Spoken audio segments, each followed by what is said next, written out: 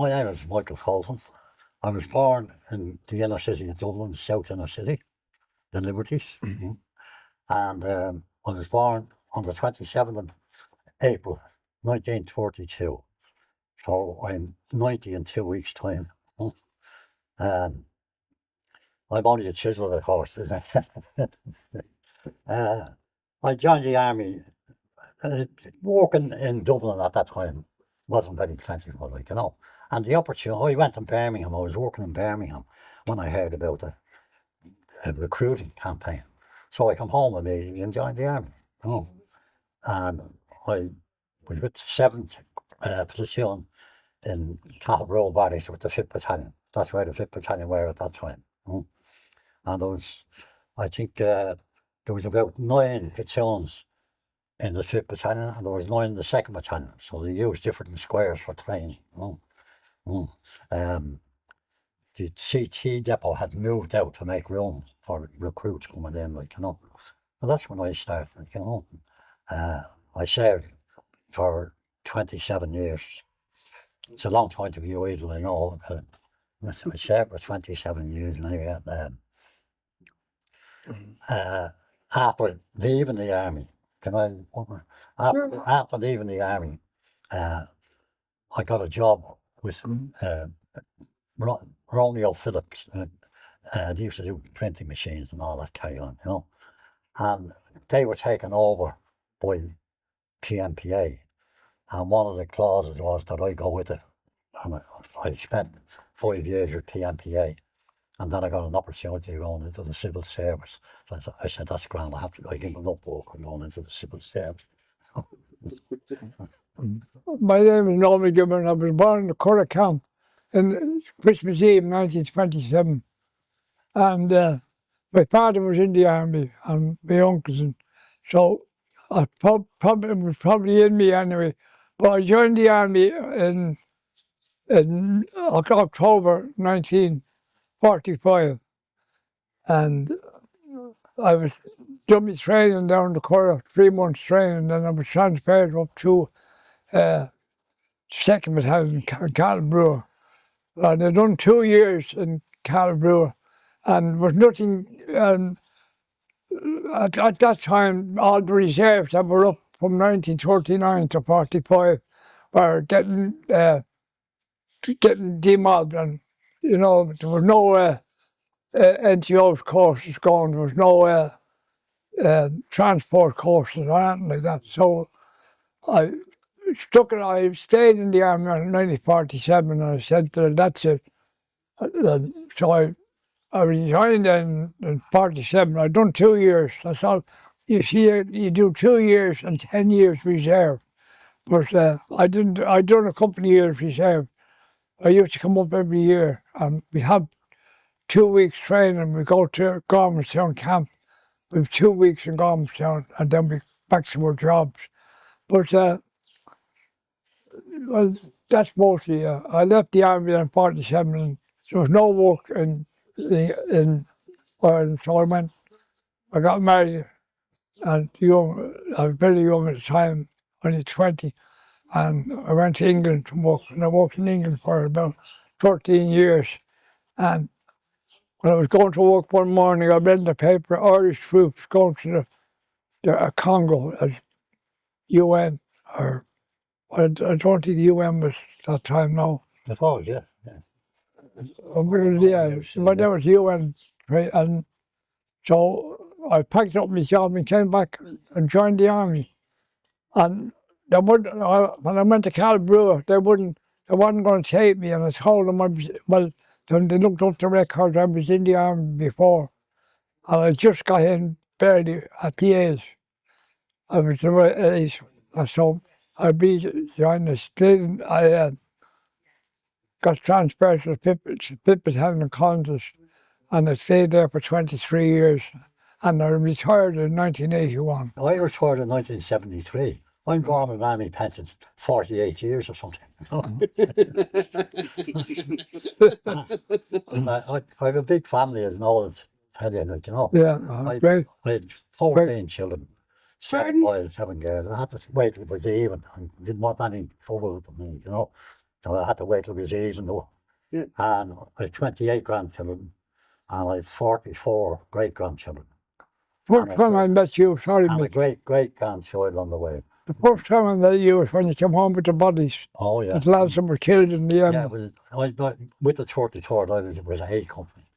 And I was in Bandera at the time. And on the 2nd of November, I was sent for. And one of my children had died. The youngest, he was only 5 months old. Chronic pneumonia he went from, like, you know. So there was no way at that time that they could get you home. But he withdrew me from Bandera into the main camp in order to try and get me home, you know. But then on the 8th of November, the Niemba ambush took place, and on the 9th of November, I went out on a search party, and the patrol didn't return to camp. They looked for search parties from different areas, like, you know.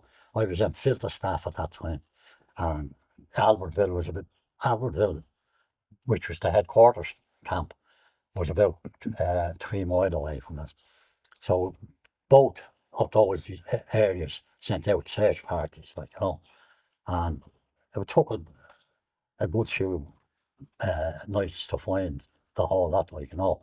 As everyone knows, Brown's body wasn't found until 2 years later, you know. But the only way they could get me home then, I was sent for and I was told, you're going home on the escort, you know. So on the 19th of November,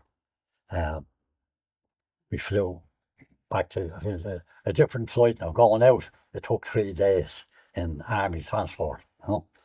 Coming back, Master. it took less than 18 hours, like, you know. And I remember I actually done cook on the plane because we'd 6 of us and we'd 6 of an American crew on the plane.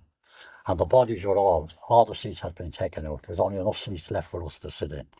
And there was 8 bodies in the plane. Young Davis had been shot accidentally the night after the ambush. You know? And I was doing sandwiches and making the tea now and again, like that's what I done, like, you know. But then there was an enormous amount of meats on the plane, and they got word from the Department of Agriculture that the meats would not be allowed in. Only the meat from Shambi was being allowed in. Artificial meats, okay, but the rest had to be got rid of. So we had to jettison about 60 or 70 reeds over the Mediterranean. So what happened was 2 of the crew was either side of the door, you know, both strapped to the bulwark of the plane. I was in the centre, strapped to the back of the plane. And when they'd open the door, I'd push the things out. You never seen things disappearing so quickly, you know. Unbelievable, the pull on it. And we were down low, you know, just, I'd say about 500 feet above the water, you know. And the strength of the pull out, you know. I wouldn't even have to get them to the door, just out my hand they were dragging, like, you know. But the other reach were allowed in. And the funeral took place when we landed in Baldonnel. But I was giving the captain of the plane a cup of coffee when he was talking to Dublin. And he was telling them, if it's dusk over Dublin, we're going to land at Dublin Airport because there was no facilities at Baldonnel to guide the plane in and it was dark. You know? So he said, you better make the same arrangements in Dublin Airport. So what happened was all the senior officers and the minister stayed in GHQ on Infirmary Road. So they'd be halfway to either place, like, you know. So when the word came, he just got over Dublin just as dusk was coming and he decided to land there. He landed in Baldonnel. But I was home then. The funeral took place then on the 22nd. First of all, there was the first mass was in the first mass was in the Pro Cathedral. That was on the morning of the 22nd. And there was only 5 of us at that. The 6th man had to come from Cork. He was allowed home because there was something wrong in his family too, like, you know. And he didn't get up then, up in the afternoon. So the parade moved off from the Halfpenny Bridge at 2 o'clock on the 22nd for Glasnevin. The slow march from the Halfpenny Bridge to Finlay's Church in Parnell Square. And I can tell you, Noel will tell you too, to do the slow march for that length of time takes a picking not out of you, like, you know. With a rifle over the arm. Yeah. Well, we had no arms, like, you know, with a They had. group behind us. Yeah. You know, but So They you were on that march, Noel, were you? Yeah, and he was in the white UN white, you know, the white gear. And he must have been freezing. But that's the first time that we saw, you know, before we all were there with the 34th battalion. It was the first time that I saw what they were wearing. People They had the, through Dublin with what you call it, the cravat. Yeah. And they looked great at the blue beret, you know, we were very proud of them.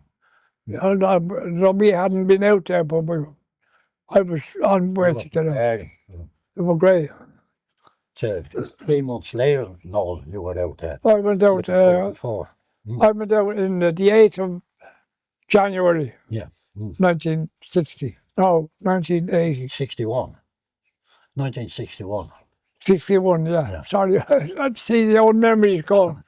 I went out and I joined the army in October of 59, and I was in the Congo in the 8th of January 60. And I went out with 34th, and I came back in the end of July. Monthly we got then, and then I went out again in December with the 36th Battalion. So I done the 2 trips. The 36th Battalion were hit up badly. Yeah. We had, well, that's what reporting at the planes coming in. None of the planes was hit, but you landed them anyway safely. We took off our helmets and sat on our helmets. They were firing out the trees as we were, the globe master was coming in, you know, and they shot one of our engines out, and the engine was on fire. And when we landed, the quartermaster that's in the big, he's in charge of the inside of the globe master. Stripes all down, you know, big colour chap. And he says, when the lads go down, run to your left, because they put the fire out to the piles, but the oil was coming out, spilling on the tarmac. So we had the hobnail boots. We hadn't got combat. We had hobnail boots. So we didn't want to cause sparks. So when we ran down the ramp, we had to go to the left. All the oil was there, dropping out. So we got into the wherever we were going. As a result of that being fired at, they had to load up while they were on the plane. They had to load up weapons while they were on the plane, you know. Because if it came to the point, they just had to come off firing, you know. That's some introduction to the Congo. It was a great introduction. You know, we could hear boom, boom, and there were bullets hitting the bottom of the plane. But of course, all the stuff was, you know, in the hole of the plane. That probably saved a lot. But they hit one of the engines, and the engine was on fire, but they put it out. That was good experience, experience. Well, I went back on the 1st of December after the funeral. I was 12 days home, like, you know, and I had to get everything fixed up. Luckily enough, I had a brother living there at the time, and an older brother, and he looked after things with the missus, like, you know, she would have been lost without him, like, you know. So I eventually, one of the insurance company wouldn't pay her out, you know, told her no, what she wasn't due anything, you know. And when I got home, I nailed the insurance collector at that time, just go down the houses, you know. And I nailed him and said to him, what's this business? I said, you're paying the children and the child died and you're saying you don't pay them. I said, they're wrong, he said. And he showed me his book. There's the paragraph, he says. Go in and quote that paragraph. He fucking paid me out immediately. People don't know about these things. How many people have run out of money in that way, like, you know. So when you came home with the troops, the guys that got killed in Niemba, so you had to come home to bury them, but you were also coming home to bury your child. Well, the child was buried and all when I got home. But you see, That was already... He had died on the 30th of October, and he was buried and all by the 2nd of November. And I only heard about it on the 2nd of November, because that was communication at the time. We were depending on a priest in some other country, who an enthusiast on the radio, and he used to send messages to us, like, you know. And that's how it came across. That must have been just devastating. Yeah. I didn't even know what to say to you. Well, when I was going away, I had 5 children. When I come back, I had only 4. You know. It was tough time, you know. Apart from the child, the fellas that had been with it the night before had been killed on the ambush, like, you know. Well, there was one of them, Peter Kelly, Corporal Peter Kelly. When we were moving from Himena Base 1 to Albertville, he was, the request was to leave him behind because the 32nd Battalion had no transport sergeant. And Peter Kelly was a corporal, so they kept Peter Kelly behind to look after the transport. But he wanted to get back to his unit all the time, his own unit. And eventually he did, 2 days before the ambush. And he was one of them was killed. That's the way things happen in the war. You never know when it's going to happen, what's going to happen, like, you know. So were both your battalions, were they the same area of operation, or the two completely different areas? Battalions were hundreds of miles apart. Oh, yeah. Then, in one case, you couldn't walk. I was in Albertville. That was a plane drive, not a road drive. That was, you had to get the plane. See, when I went back after the funeral, I was kept in Elizabethville. The 6th was kept in Elizabethville. And there was no troops in Elizabethville at the time. There was only 4 Irish in Elizabethville. There was a sergeant, a corporal, and a CS, and a colonel. And it was called Sconop Headquarters. They were the only 4 that was there. And we were accommodated the first night we got there in a monastery. And a monk's bed. But they shifted us the next day into the Lido Hotel. You remember the Lido? Yeah. That was under fire at one stage when we were there. Yeah, the headquarters was on the farm. Yeah. The farmhouse. And the lads used to sleep in stables, horse stables, you know, to have their beds in it. Rough, but when I went out there, I didn't see a bit of bread. Or we were eating biscuits, these hard biscuits. Dog biscuits. Dog biscuits, used to call them. We hadn't, no communication, you know. The only thing, I don't know how the bread got out, but it got out somewhere. And it wasn't a slice pan. So the loaf, big black loaf. Wow, 1.5. Oh, even then without butter.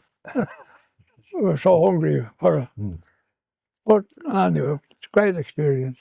And so was life made up of just patrolling through the area, going through villages? Yeah. Well, you're very little leisure time, like, you know. Because most of the time, you see, I have to say this, the Irish officers took on tasks that they didn't have to take on. And I remember at one stage, the Mick Colton, who should be with us, the Lord be good to him, should be with us here today. Hello, Mick, yeah, try. But both of us were out in Bandera. Now, when we went out to Bandera, a platoon of Swedes was handing over to us. We'd only 7 men and the 2 of us, you know, and an officer was with us, you know. It's the same in Niemba, those people who were in Niemba should have been relieved 3 weeks before that ambush. And if you're in an area there, you do become complacent, like, you know, and you don't know what's going to happen. But you do become complacent and you're trusting the people that's around you, like, you know, because you've workers, local workers in the place. They were all believers, like, you know. Oh. And this was happening all over. The Irish officers were taken on task, but you hadn't got the men to film them. Now, those fellas were in Jadaville. A battalion of Swedes were in there for weeks, and they wanted to move out. And they put a company in a battalion's place, you know. And they were doing that all the time, you know. So they can be blamed for some of the faults, like, you know, most of the faults, to tell you the truth. Oh. They hadn't got the experience of, you know, traveling over in different countries, and you had to just, whatever the officers told you to do, you had to do that was it. And whatever the command told the officers what to do, they had to do the same. So it was rough for a great. And how long would a patrol last? Well, You might well, it depends on what patrol you're on. Okay. how far you were to One go out. patrol take 7 days. No. There'll be 3 days out and 3 back, something like that, you know. And you'd be going to places where some of the villagers never even seen a white man before, you know, even though the buildings were there for years. But there were some villages fellas went into, and the pygmies now, for instance, they hadn't seen white men before, you know. And I remember one fella telling me after coming back from the patrol that the chief was telling him that, telling someone else they would give 3 goats for this man, and he'd get the calf of the leg. They were cannibal, like, you know. And they had to give 3 goats for a white man's body, but only 1 goat for a black man's body. Just imagine me told that they're out on a patrol. But at least when the patrol was sent out, it was full force patrol, like, and I had to have that way, like, you know.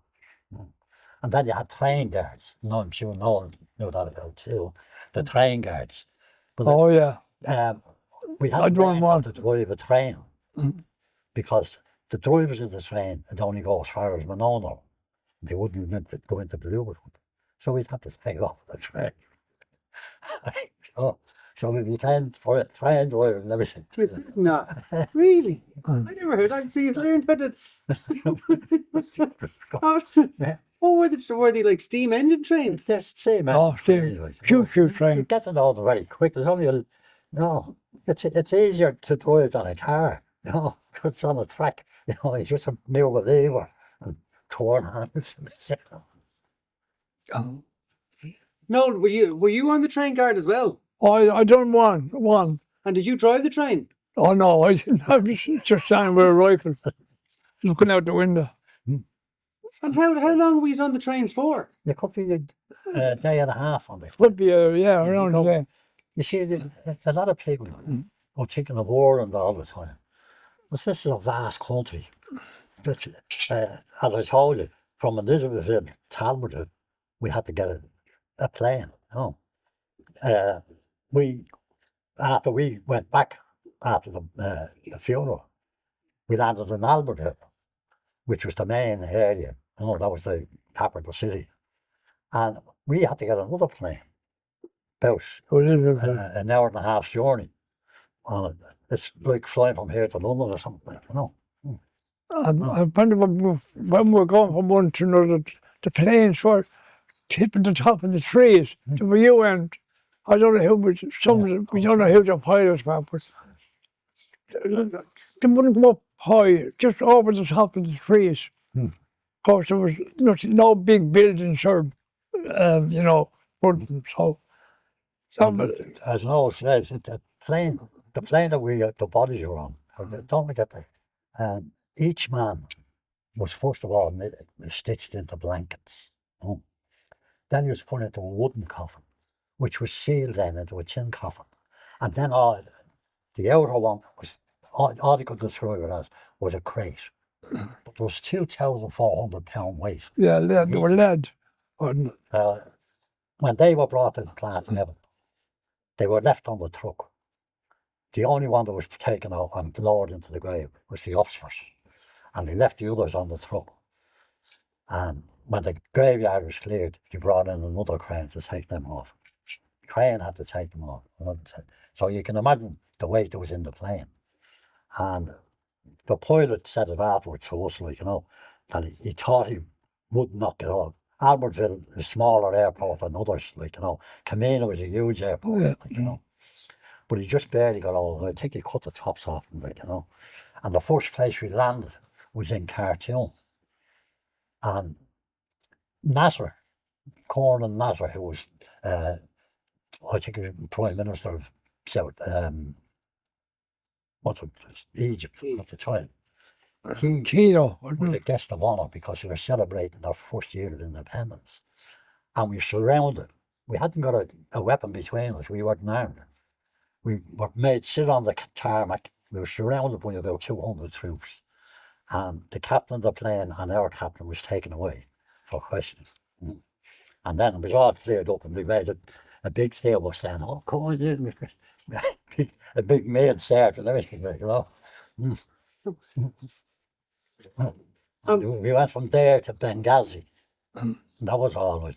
You had to watch for the thieves there, you know. You had to be down in your pocket when you're talking to them, like, you know. From Benghazi into Marseille, and Marseille to Baldona. Baldona. So what was it like to interact with the locals over in the Congo? Well, there was, we were in when we landed in the airport, there was all empty houses. The Belgians had fled the country. So because Belgium, as you know, Belgium was the people who discovered the Congo, and they were taking out the zinc from the mines. And the coloured people, the natives, wanted the Belgians out because they were taking everything out of the country, you know what I mean? And so that's when what happened to our lads in Niemba. They thought, see, the Belgians had left and we had moved in, and the natives thought that when they saw the white people with guns and that, they thought that the Belgians were still there. So they left Yorkshire, left the police and them lads in the ambush. That's why they killed them. It's hard to decide what caused the Niemba ambush because they had been there for a long time. There was Baloo was working in the kitchens, cleaning around the camp and all that, you know. But things happened that should have led to them, like, you know. First of all, a guy named Davis shot a beluga. He was trying to get into the camp and he had a bike with him. And your man wouldn't let him in. Davis was on the gate. And he threw the bike at Davis and ran in. But Davis knew where he had to come out. And he caught him with a shot from a Gustav in the head. It's only skinned you, you know. But it turned out he was a beluga chief's son. Now, he came out of the hospital, was handed back to his father. Everything was grand, you know. But then, the following day, all the workers in the camp demanded their money and left. And when the lads used to go down to the village for a drink. When they went down, all the women and children were gone. There was only men, and they all helped themselves up with drugs, you know. Well, someone should have smelt the rat, really, like, you know. But to all of them out on a patrol, onto the road that they knew was going to be blocked by trees and everything else, was walking into danger, you know. It was a stupid thing to do, so let them go out on a patrol like that. They had to cut trees out of the way to do the patrol, like, you know. Fellas jumping off with a chainsaw, cutting away through a tree, like, you know. Should have never been let out, you know. A lot of mistakes were made, you know. Big mistakes, you know. Caused people through it, you know. Earlier on, you went into villages where they're made of bamboo huts. Yeah. And like, were generally the people friendly? Oh, they were, yeah. Well, they had no weapons, like, you know. Well, they had probably bow and arrows and spears, but you never saw them. Yeah. All we saw was the huts, the bamboo huts that they were living in. But sometimes there'd be a fire inside the hut, and there's a little opening in the top. You could see the smoke coming out. Yeah. But the children were playing around in the area, and the men and women were sitting outside each hut, like, you know. They'd always Bamboo welcome you, like, you know, Yambo. I don't know how they. I don't know how. We were in a different position to them, but we happened to be in a place called Fiddlerstaff. It was a mining area, like, you know, copper mine, I think it was. And the Belgians had a club there, and they invited the officers and NCOs to use the club, you know. And it was great. And go there and have a drink, game of snooker. They had a table with no pockets, that sort of. It was, but we used to play snooker or billiards, you know. And we used to have a great sing-song all there, like, you know. That was a great thing. But that only happened after the ambush, like, you know, up to about the end of January. We had the use of that, like, on. They had a big swimming pool, and we used to roll up and used to have great fun at the swimming pool. It was great to have it there, you know. We were trying to get used to heats of 100 degrees centigrade or Fahrenheit, you know. And what happened? The officers put the swimming pool out of bounds. That was true, they put the swimming pool out of bounds. And what happened? Do you remember Davy Kavanagh? No. Who? Davy Kavanagh. Yeah, Davy. Davy Kavanagh was a private soldier with us in the 43rd. Davy thought, never heard about the pool being out of bounds, ran down one morning at the Congo garden, no water in the thing, bang, nearly broke his neck. He was in hospital for weeks. So it's a stupid thing to do, to put the pool out, because they didn't want to use it, well, the men were using it. They wanted it for themselves, like, you know. That's what we were surrounded with, you know.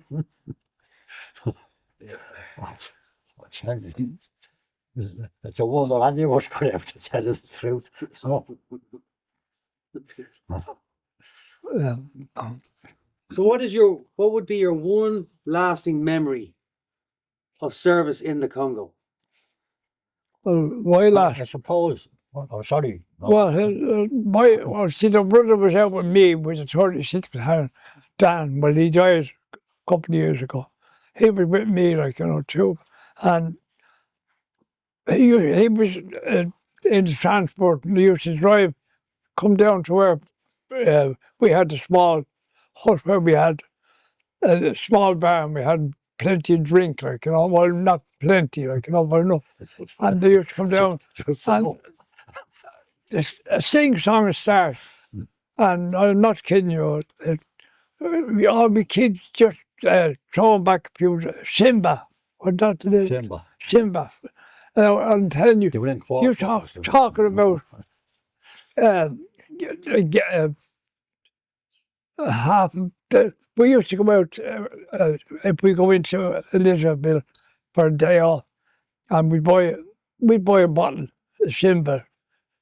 Then maybe 4 of us, and the Yambos would be sitting, or so, well, that's what we called them, and they'd have one bottle between 6 or 7 of them. And we'd be throwing back, and they'd be watching us. Oh my God, how did we keep it down? You know, we used to drink twice as much as they was. But otherwise, we had great sing-song. The lads I met now fellas from Cork and Kerry and Limerick, you know, and all mixed together, have a great sing-song. And there's one I can't think his name of. Oh, he was a great singer. He had a stick, and he used to say, he'd walk around, he'd bang the stick, and I can't think of the song, but it was a great song at that time. And he was absolutely marvellous. Quartermaster he was. Yeah, we used to do all our own entertaining. Yeah. You know, we had fellas with us playing guitars and all that carry on, like, you know. Some of them very good singers, like, you know. And We had a comedians, choir. like, you know. We formed a choir in the end. Yeah. A company. Actually, there's a photograph I have in the house. Oh, yeah. The choir, the whole choir. And we used to go from camp, have a sing song, and we go to another camp and we sing. Mick Hart, he was a company sergeant. He was what you call it, and with Joe Classy, Dan Mannix. They were all Dan Mannix from Cork. Beautiful voice. Oh, absolutely. You could hear, you know what, he could be on stage. Beautiful voice. And he sang every Irish song you could think of. And just you know, it was absolutely fabulous. And that's the way we entertained ourselves. Joe Classy, we made our own entertainment. We, as I said before, we used the club.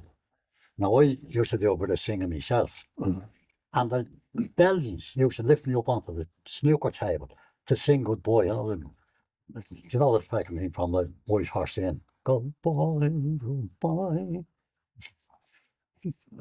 Would you remember how to sing that song? He would. No, he used to. No, when we met about. They all knew that song in their own language, and they all joined in. They thought it was great, like, you know. Maybe up on the side. He used to sing great voice after the heart. Would you be able to sing a song together that you sang back in the Congo?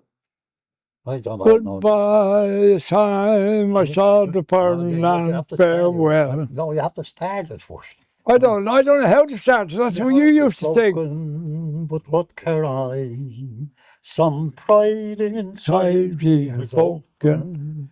I'll do my best not to ride by your side when the final farewell has been spoken. I joined the Legion, that's what I'll do. And in some far distant region, where your hearts are staunch and true, I'll delay my life anew. Goodbye, it's fine, it's hard to find a line whereby may find the banner's bright more line than they leave behind. And so I go to fight the savage foe, although I know I'll be sometime missed by the girls I've kissed. Goodbye. In French Dominion, I will do my bit. I'll fight for the flag if I must. Where the desert sand is nice and handy, I'll be full of it. You won't see my big borders. I'll do or die. I know the reason why I went home. Although we are both last stand for the fatherland. Goodbye, goodbye. I wish you all the last goodbye. Goodbye, goodbye. I wish you all the last goodbye.